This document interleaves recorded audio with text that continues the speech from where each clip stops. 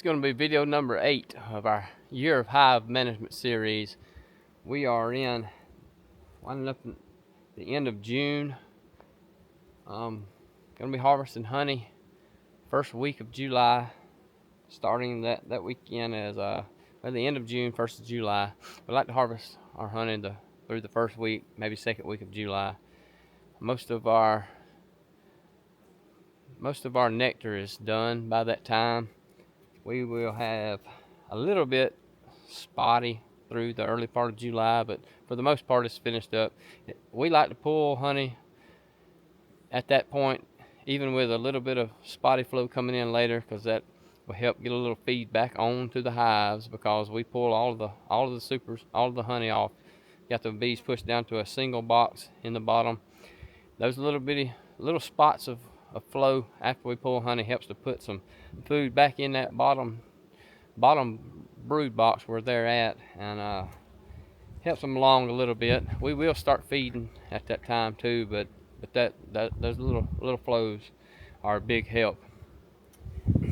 So the last video in this series, we had pushed the bees down into the bottom box, or not necessarily the bees. We shoot the bees down to get the queen down in the bottom box, moved the excluder down above that bottom box. That pushed our brood box back down to one single deep hive, and that's the way we overwinter. We have been moving these single little splits off of the top. They're separated by a double screen board, and we're moving them off. We're left with nothing but the hive that's going to be left on the pallet to stay for the winter, and supers above it, and that's it. So that way all we have, we start next week pulling supers off, extracting honey. So all we've got is to come back, pull the supers off the top. Nothing else is in the way. Yank the supers off. All we're left with is the bottom deep box there. And when we extract our honey, we will, that second deep on every colony, we come back, we extract the honey, and we bring one of those deeps back. If we have some frames that's not drawn out, we'll have, say, here's an example right here. There's a third deep box on that. So we will have some extra frames there. We make sure the boxes that we bring back has got 10 drawn frames in it. So if there's some, every hive's got a little different situation. If there's some frames that's not drawn out, we'll take some of the extras and move into those boxes to get 10 drawn out combs. That way we don't have to worry about them drawing anything else. It makes for a really good split that can grow out fast.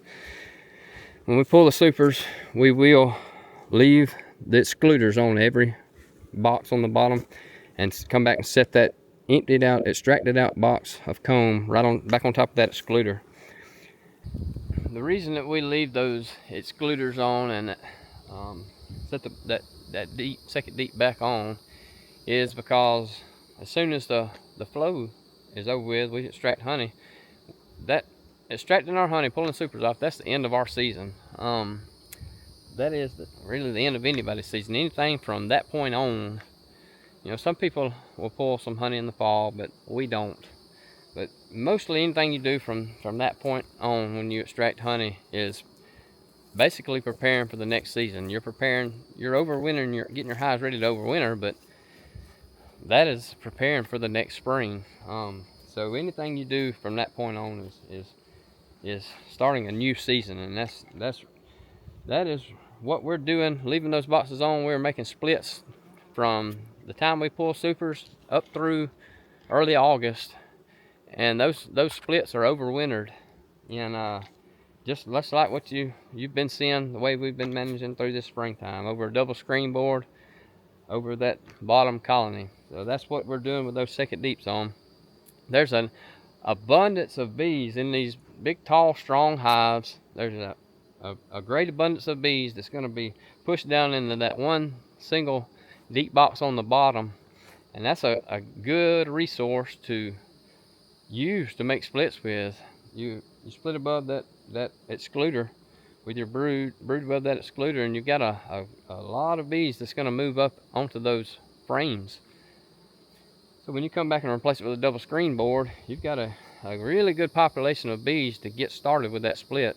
So once they get queen right with whatever you're using to add a queen to those hives, there's a really good population to cover up a big amount of frames, so she can get started laying a bunch of frames of brood right off the bat and get a really quick start on a well populated deep 10 frame deep box that, starting, even if they're split first week of August, she's still got plenty of time to get a really good population of bees in that box to overwinter. But the biggest bonus of these splits is the double screen board. These double screen boards is probably the most important tool in beekeeping, the way that we operate. Overwintering a colony through the wintertime is the best use of these double screen boards, because you can take a small hive, even if you got 2 frames of bees in that top box. If you had that down on a pallet by itself, or anywhere else set up solely by itself, that hive's not going to make it through the wintertime. It's just not strong enough. But over a double screen board it is, because that heat from that stronger colony on the bottom is shared through that double screen board, so they're able to receive that heat up top, and that's what keeps them alive.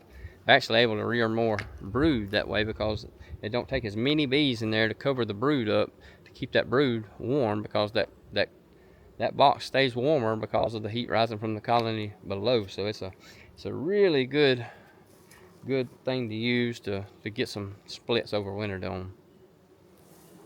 When we shake the queens down into those bottom boxes and move that excluder down, you want to get that process done 3 weeks prior to pulling your supers off, because as we explained before, that second deep now becomes a honey super.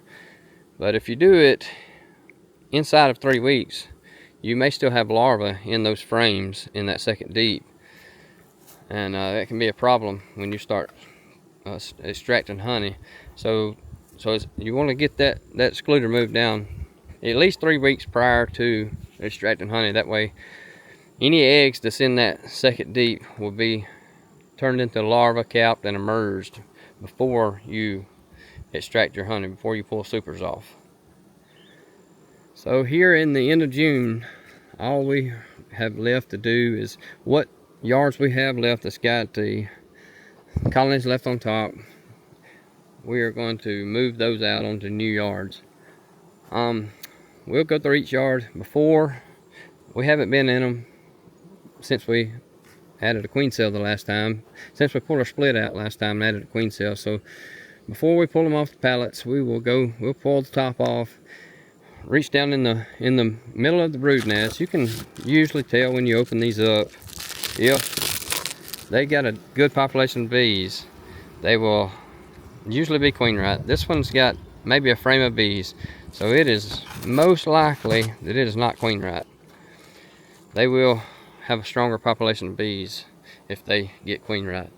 So we'll check each box. If they are queen right, we will pop that box off. I just popped it off with the double screen board right on bottom, and move it over, set it on trailer, and to move to another yard if we're not using it here. So we got some empty spots here. These here we could leave in this yard.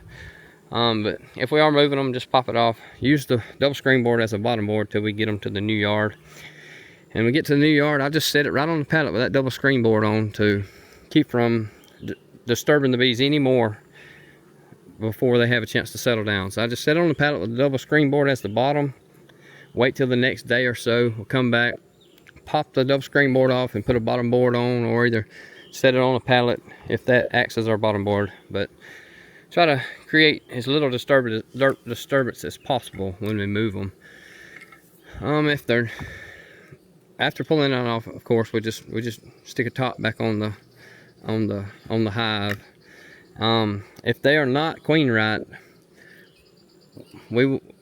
I want to leave this box in place and let this join this colony up top with the bottom colony, and that's simply to protect those combs in that top box.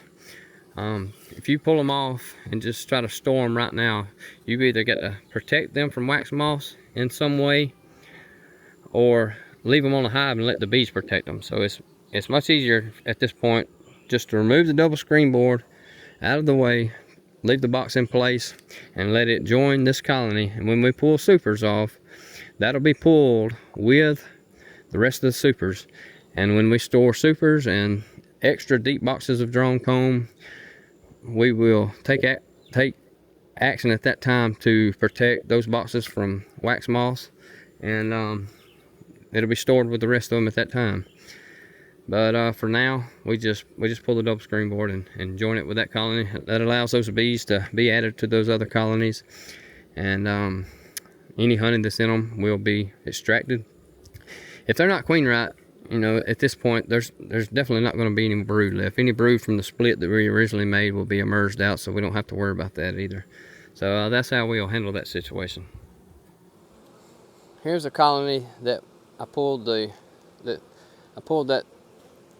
colony up top. Had a colony sitting right here above a double screen board. It's hot. There's a lot of bees on the faces of these boxes. That's why those are piled up like that right now. But the entrance on that top colony was sitting right here in this spot. And all those bees that were foraging or that flew back from where I moved the colony over to a pallet.